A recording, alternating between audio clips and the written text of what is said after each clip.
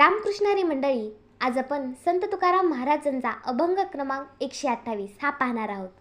या अभंगामध्ये तुकाराम महाराज बाह्य दिखाऊपणा आणि खऱ्या भक्तीमधील फरक स्पष्ट करतात. फक्त संसाराचा त्याग करून, भजन करून किंवा शास्त्रपाठ करून कोणी महान होत नाही. जोपर्यंत मनातील राग, द्वेष, अहंकार आणि विशेष संतांविषयी आदर निर्माण होत नाही, तोपर्यंत खरी भक्ती पूर्ण होत नाही.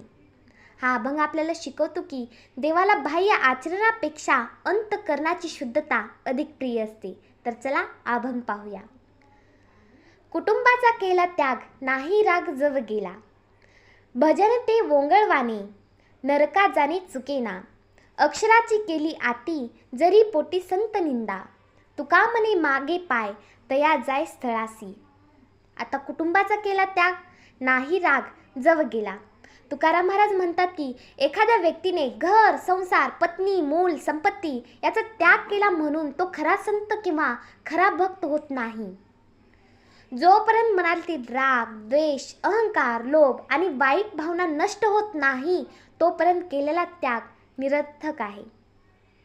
खरा त्याग म्हणजे फक्त घर सोडणे नव्हे, तर मनातील द्वेषांचा त्याग करणे होय.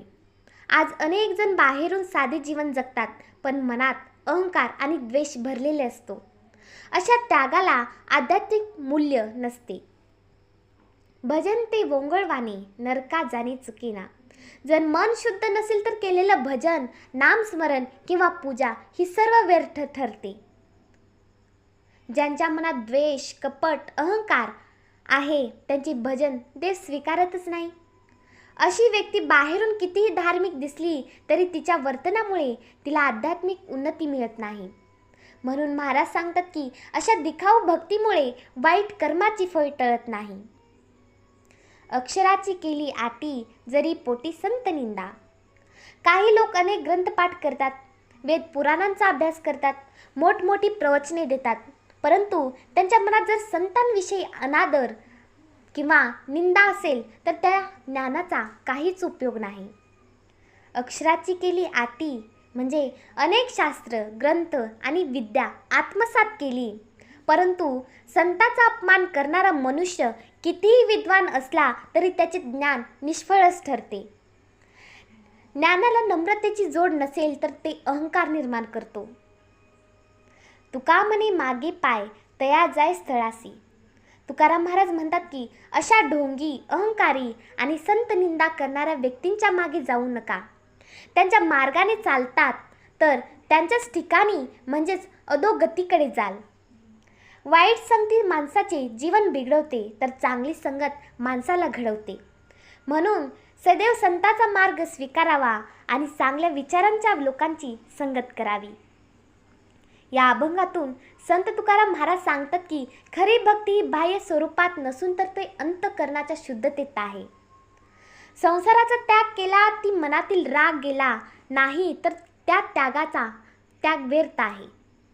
मन शुद्ध नसताना केलेलं भजन निष्फळ ठरतं. कितीही विद्या मिळवली तरी संतांचा अनादर केला, संतांचा आदर नसेल तर त्या ज्ञानाला किंमतच राहत नाही. वाईट विचारांच्या आणि संत निंदा करणाऱ्या लोकांच्या संगतीपासून दूर राहावे. नम्रता, प्रेम, दया आणि संदर्भ यांनाच देव स्वीकारतो.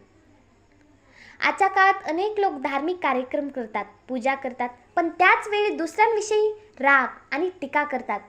तुकाराम महाराज सांगतात की अशी भक्ती अपुरी आहे. आपण स्वतःमध्ये प्रेम, संयम, क्षमा, नम्रता आणि चांगले वर्तन विकसित केले तरच भक्तीला अर्थ प्राप्त होते. आपण किती पूजा केली यापेक्षा आपण किती चांगला माणूस आहोत हे देवाला अधिक महत्त्वाचे असते.